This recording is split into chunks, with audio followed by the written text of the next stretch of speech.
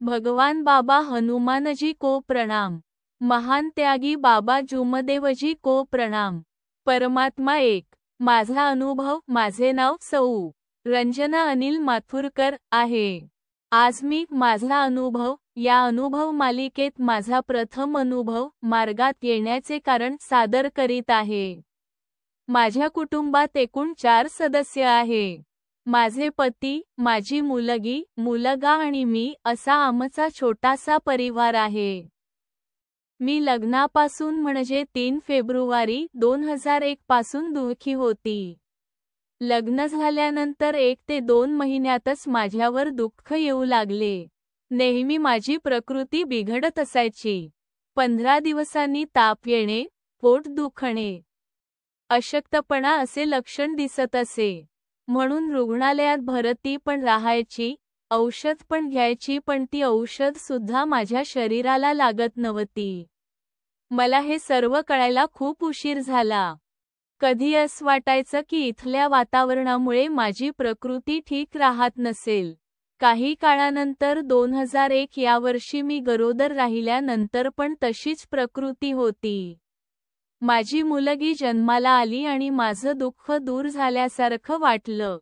पण ते दुःख दूर झालं नव्हतं तर 4थ्या महिन्यात 2002 मला आंघोळ करताना सापाने दंश केला तेव्हा मला काहीच जाणवलं नाही की असं होऊ शकते।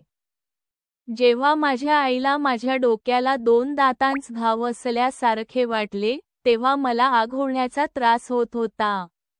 माझी 20 दिवसाची मुलगी पाळण्यातच झोपलेली होती। आईने बाजूला आरडाओरड करून सगळ्यांना जमा केले। तशाच अवस्थेत बाजूच्या डॉक्टरांना बोलाविले। त्यांनी सांगितले की तुम्ही हिला मेडिकलमध्ये घेऊन जा। परंतु आई एकटीच होती माझी मुलगी आणि मला सांभाळणं माझ्या आईला कठीण होत।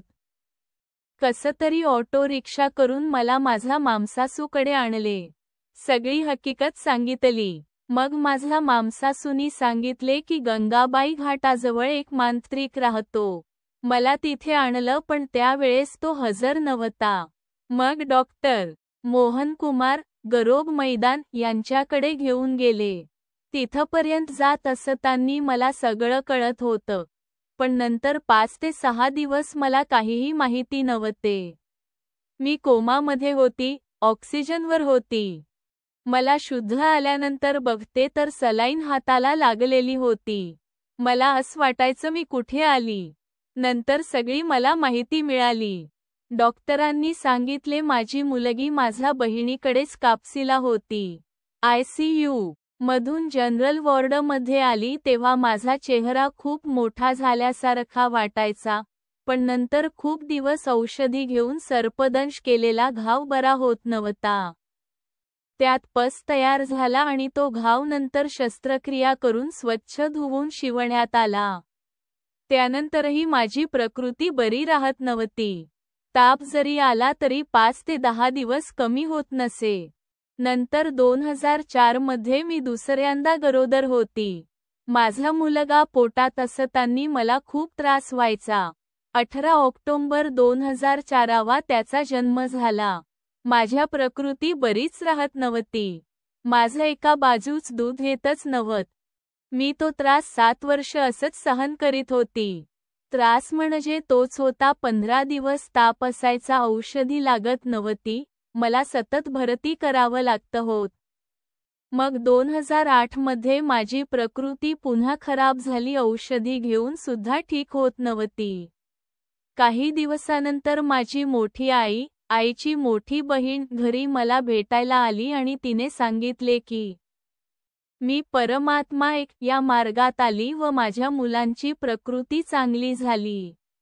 नेहमी तुझी प्रकृती ठीक राहत नाही तर तुम्ही मार्ग का नाही घेत? पण मी तिला सांगितलं की तुझ्या जावयांना सांग। मग तिने त्यांना सांगितले पण माझे पती तयार नव्हते। पण मला आईने सांगितले की तू कुसुम मावशीकडे म्हणजेच हिंगे काकाजीकडे बाबुळबन इथे जाण्यास सांगितले। कारण ती खूप वर्षापासून मार्गात आहे आणि पक्कीमध्ये आहे। नंतर माझ्या पतींना समजावून हिंगे काकाजीकडे गेलो। त्यांनी आम्हाला या मार्गाविषयी माहिती दिली। मला तर खूप छान वाटलं पण त्यांना काहीही पटलं नाही. पण घरी आल्यानंतर मी त्यांना ठाम सांगितलं तुमची आई पण तुम्हाला सोडून लहान असतानाच गेली. तसं मला जाऊ द्या आणि पहा तुमच्या मुलांना असे शब्द माझ्या मुखातून बाहेर निघाले. मी तर अगोदरच मेलेली होती. मला पैसे पण खूप लागत होते. तेही माझ्या पतीला कळतच होत पण समजू शकत नव्हते. मग त्यांना असं वाटलं की माझ्या पत्नीची प्रकृती नेहमी खराब होत असते. इतके पैसे सुद्धा लागतात. हिला काही झालं तर माझ्या मुलांचं काय होणार असा विचार यायचा. मग माझी परिस्थिती बघून माझे पती मार्गात प्रवेश करायला तयार झाले. दुसऱ्याच दिवशी मी आणि माझे पती श्री राऊत काकाजीकडे गेलो. त्यांनी आम्हाला विचारले की कशासाठी मार्गात येता? मी त्यांना पूर्ण हकीकत सांगितली. त्यांनी आम्हाला पक्कीचे सेवक सोबत आणायला सांगितले. नंतर हिंगे काकाजीला फोन करून बोलावलं आणि त्याच दिवशी काकाजींनी सांगितले की आज घरची साफसफाई करून घ्या आणि उद्यापासून 3 दिवसांचे कार्य करा. मार्च महिन्यात 2008 मध्ये आम्ही मार्गात प्रवेश घेतला. त्या दिवशी मला बरं नसतानाही मी सर्व कामे केली. मला बरं वाटायला लागलं. आमचे कार्य 3, 7, 11, 21 असे चालू होते. पण माझ्या पतिदेवाचे लक्ष जरा थोडे मित्रांमुळे विचलित होत होते. दारू तर पीत नव्हते पण ते पत्ते खेळायचे. मला हे काहीही माहीत नव्हतं. मला कधी बरं वाटलं नाही तर कुणी मला म्हणायचे की अनिल पत्ते खेळतो म्हणून असं होते. त्यांना म्हटलं की कोण सांगेल म्हणून भांडण करायचे. घरातील वातावरण बिघडवण्यापेक्षा मला असं वाटायचं की भगवंतालाच सांगायचं. मी नेहमी विनंतीत सांगायची की तुम्हीच त्यांना चांगली सद्बुद्धी द्या व आमच्याकडून त्यागाचे कार्य घडू द्या. माझ्या बहिणीकडे कुमारभिवसन येथे नवसाचं कार्यक्रम होतं. त्या कार्यक्रमात व्हिडिओ शूटिंगमध्ये त्यांचे पत्ते खेळताना व्हिडिओ तयार झाला. त्यांना काही माहीत नव्हते. नंतर 15 दिवसांनी वाढदिवस होता.